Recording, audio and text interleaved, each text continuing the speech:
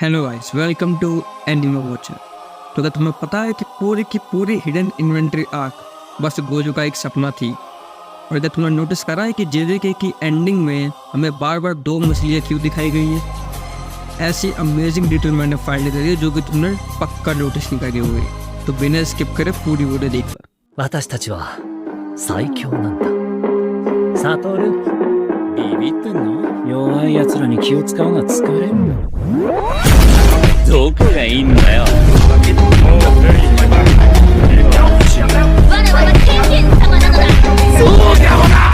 Detail number 1, तुम्हें याद होगा कि जब ये लोग घर के अंदर एंटर कर रहे थे तब बाहर बारिश हो रही थी, लेकिन जब इसी के बाद जब सीन बदलता है तब तुम लोग देख सकते हो कि यहाँ पर रोशनी। और ऐसा ही एक सीन में नहीं, ऐसा कई सारे सीन्स में जो कि तुम देख भी सकते हो।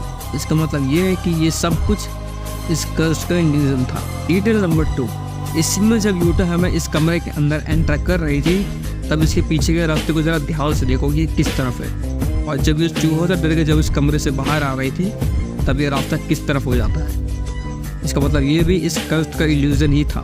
डिटेल नंबर 3, जब हमें शोको को पहली बार दिखाया जाता है तब तुम्हें नहीं लगता कि ये काफ़ी हद तक नोवारा जैसी दिखती है?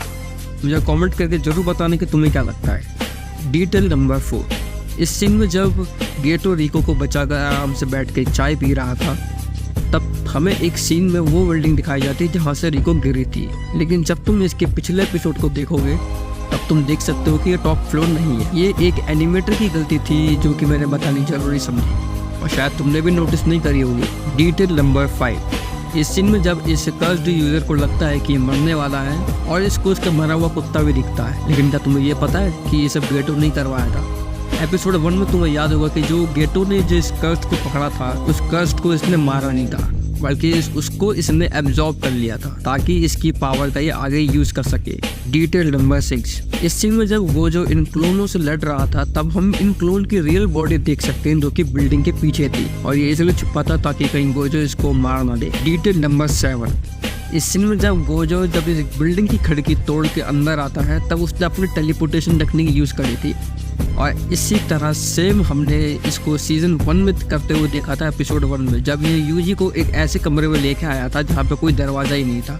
इसका मतलब ये था कि इसने वहाँ पर भी टेलीपोर्टेशन टेक्निक यूज करी थी। डिटेल नंबर 8, तुमने देखा होगा कि रिको को काफी ज्यादा पानी के साथ दिखाया गया है, जैसे कि ओपनिंग में इस सीन में बीच पर। वेल, इसका आंसर ये है कि रिको की मॉम डैड की मौत पानी में डूबने की वजह से ही हुई थी और इसलिए वो उस सदमे से अभी तक बाहर नहीं आ पाई है। डिटेल नंबर 9, तुम्हें पता हो कि गोजो की पावर का कलर रेड, ब्लू और पर्पल है, लेकिन जब तोजी ने इस पर जब अटैक करा था तब हमें इसके ठीक उल्टे कलर दिखाई देते हैं, क्योंकि तोजी ने जिस टूल की मदद से इस पर अटैक करा था उस टूल की टेक्निक ही यही है कि सामने वाले बंदे की टेक्निक को नलीफाई कर देती है। डिटेल नंबर 10, इस सीन में जब गेटो तोजी पर अंधाधुंध अटैक करने लगता है तब ये वही कर्स्ड होते हैं जो कि हमने पहले एपिसोड में देखे थे। डिटेल नंबर 11, इस सीन में जब गोजो ने होलो पावर का यूज करके जब तोजी पर अटैक करा था तब काफी लोगों को लगा कि तोजी का आधा हिस्सा गायब ही हो गया है, बल्कि ऐसा नहीं था। जब तुम इस सीन को ध्यान से देखोगे तब तुम देख सकते हो कि तोजी का आधा हिस्सा यहाँ पड़ा हुआ है। डिटेल नंबर 12,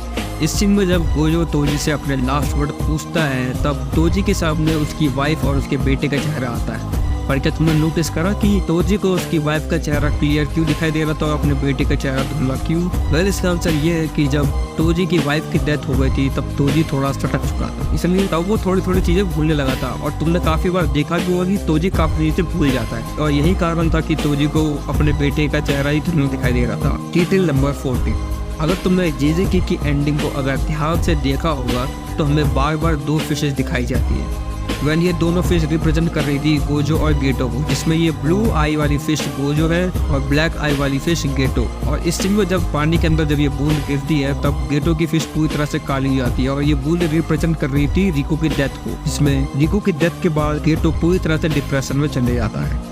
डिटेल नंबर 16, इस सीन में जब गोजो और गेटो इस ब्रिज के नीचे से जा रहे होते हैं तो इस ब्रिज को जरा ध्यान से देखो कि ये आगे जाके किस तरह से बटा हुआ है। ये इस बात की फोरशैडोइंग कर रहा था कि गोजो और गेटो आगे जाके पक्का अलग होंगे। डिटेल नंबर 17, तुम्हें शायद पता नहीं होगा कि ये पूरे की पूरे हिडन इन्वेंट्री आर्क गोजो का बस एक सपना थी। तुम्हें याद होगा कि जब ये आर्क शुरू हुआ था तो इसकी ओपनिंग में गोजो एक झपकी लेता है और जब ये आर्क खत्म होता है तब गोजो अपने सपने से उठता है। इसका मतलब ये था कि पूरी आर्क बस गोजो का एक सपना था। तो बस आज के लिए बस इतना ही।